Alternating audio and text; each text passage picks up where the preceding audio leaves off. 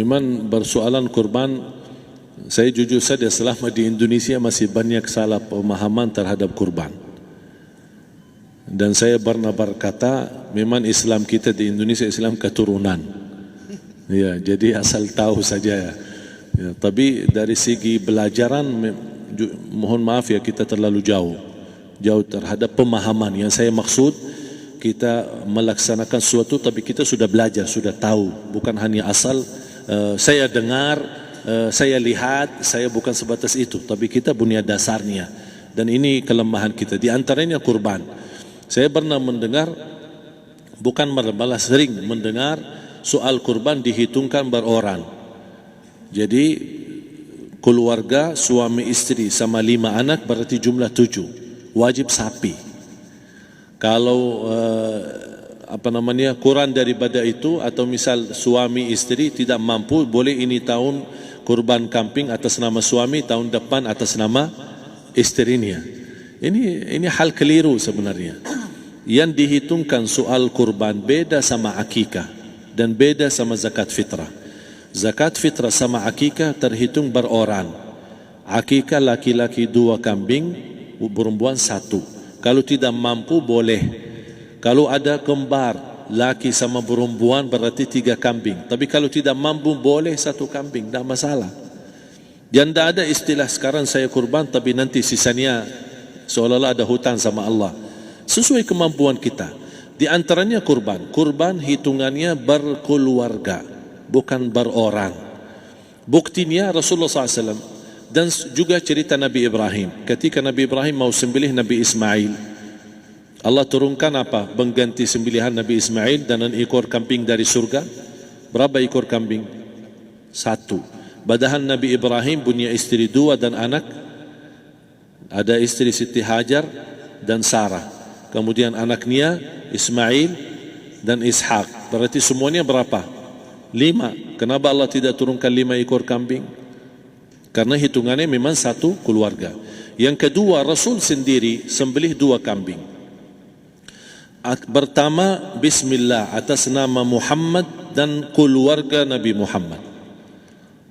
Padahal kita tahu keluarga Nabi Muhammad SAW termasuk keluarga besar. 11 istri, belum lagi anaknya, laki-laki sama perempuan. Ada yang hidup maupun sudah mati, sudah termasuk semua. Yang hidup maupun mati. Yang kedua, Rasul sembelihan yang kedua atas namaku dan umatku. Umatnya berapa miliar? Cuma 1 ekor kambing. Kenapa Rasulullah SAW berkurban atas nama dirinya dan umatnya? Saya mengambil salah satu di sini tanda sayangnya Rasul kepada umatnya. Jadi saya selalu berkata, orang miskin yang tidak mampu berkurban seharusnya bangga di hari kurban, karena Rasul sudah kurbankan duluan atas nama dia. Jadi terima kasih ya Rasulullah, ingatkan kita. Yang kita tidak mampu, Rasul sudah. Bahkan kalau Rasul sudah kurban atas nama umatnya yang tidak mampu, berarti sudah terkabul. Kita aja belum tahu kabul atau tidak kalau kita berkurban. Tapi kalau Rasul sudah terjamin makbul. Oleh sebab itu hitungan kurban itu adalah 1 keluarga. Misal bapa punya istri, punya anak. Itu kalau mampu sapi silahkan. Mampu 1000 sapi silahkan. Kalau soal kemampuan tidak ada masalah. Tapi kalau soal kewajiban, tidak ada wajib lebih daripada 1 ekor kambing. 1 ekor kambing. Misal kalau bapa punya istri 4, misal, cuman ini misal ya. Istrinya 4, setiap istri anaknya 10, berarti jumlah berapa? Anak 40, istri 4, berarti 44, sama bapa 45. Wajib 1 ekor kambing saja, cukup untuk semua ini. Tapi kalau soal mampu, ya silahkan. Mau 1000 kambing boleh, mau 1000 sapi boleh. Tidak ada yang melarang kalau soal kemampuan.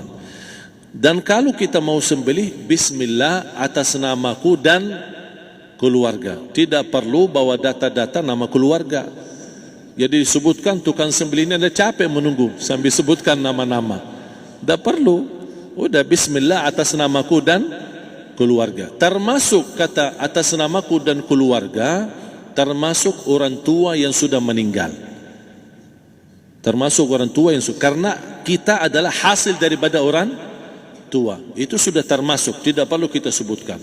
Ada sebagian ulama membolehkan kalau kita mampu mau khusus kambing atas nama orang tua, tidak masalah kalau kita mampu.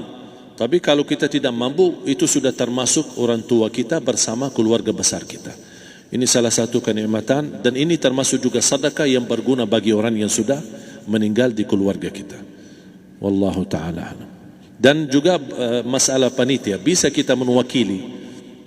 Kalau kita tidak mengerti sembelihannya dan tidak mengerti cara bagiannya. Tapi ada satu sunnah yang termasuk kehilangan sunnah ini, adalah banyak yang tidak mau makan dari hasil kurban. Padahal itu sunnah Rasul. Dari akikah boleh makan, dari kurban pun boleh makan. Bahkan sunnah SAW dibagi 3. Sepertiga pertama dihadiahkan. Maksudnya kata dihadiahkan kepada orang kaya. Misal tetangga saya tapi orang kaya, dia bukan miskin, tapi boleh saling hadiah. Karena inti daripada hadiah silaturrahim. Ada keluarga kita termasuk mampu, tapi saya kasih, ini alhamdulillah saya sembelih sapi. Barangkali dia tidak mampu, cuma sembelih kambing. Udah, kita dapat daging kambing, dia dapat daging sapi. Tapi dengan niat hadiah, bukan sedekah, karena dia bukan orang miskin yang menerima sedekah. Yang sepertiga yang kedua adalah sedekah. Sedekah itu termasuk orang miskin. Yang ketiga, kita makan sendiri. Bahkan Rasulullah SAW selepas Idul Adha, beda sama Idul Fitri. Sebelum Idul Fitri dia makan kurma, meyakinkan batalan puasa. Tapi kalau Idul Adha tidak makan dan minum sebelum salat, kenapa? Bukan tak berarti tidak boleh.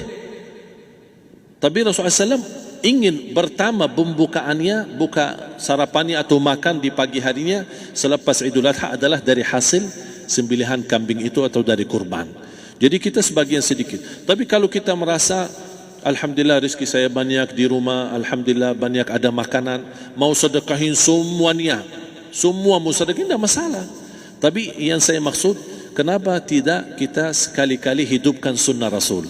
Jadi sebagian, walaupun ada sebagian sedikit lah, buat istilahnya sama sedikit porsi nasi atau apa, karena kita berhak sebagai kita kurbankan lillahi ta'ala, kita berhak menikmati kurban ini yang lillahi ta'ala supaya kita mendapatkan keberkahannya, bukan hanya orang lain.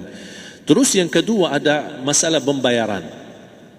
Kalau kita wakili panitia, boleh kita pesan sama panitia, tolong sedikit dari kurban saya minta buat saya makan. Itu tidak masalah, kita boleh minta. Dan boleh kita wakili, tapi kita tolong ingatkan, tidak boleh pembayaran hasil sembelihan itu dari kulitnya. Ini menjadi salah satu persoalan di Indonesia. Banyak tukang sembelih datang, ketika kita tawarkan untuk sembelih ini, berapa pak? Oh tidak apa-apa, kasih aja kulitnya sama kepalanya. Jangan anda setuju, jangan anda terima. Oh maaf saya tidak bisa. Bapak berapa ongkos sembelihannya?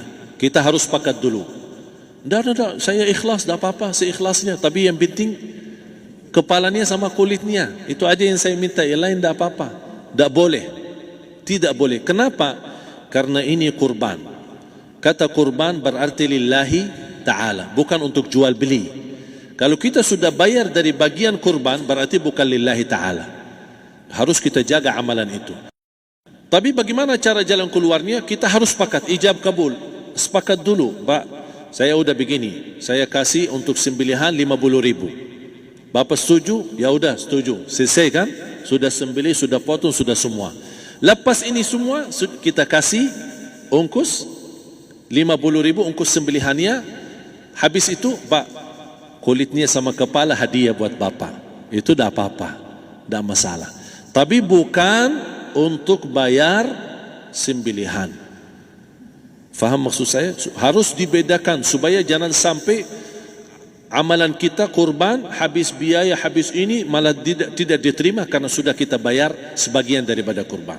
Saya silahkan bayar apa yang kita sepakati, mau hadiahkan kepada dia karena kita tidak bisa guna. Buat apa yang kita mau gunain kulitnya? Tidak bisa. Tapi mereka buat mereka lebih berguna, oleh karena itu kita bisa hadiahkan untuk mereka. Bahkan kita bisa juga kasih daging untuk mereka bisa menikmati sebagai sedekah. Wallahu taala alam.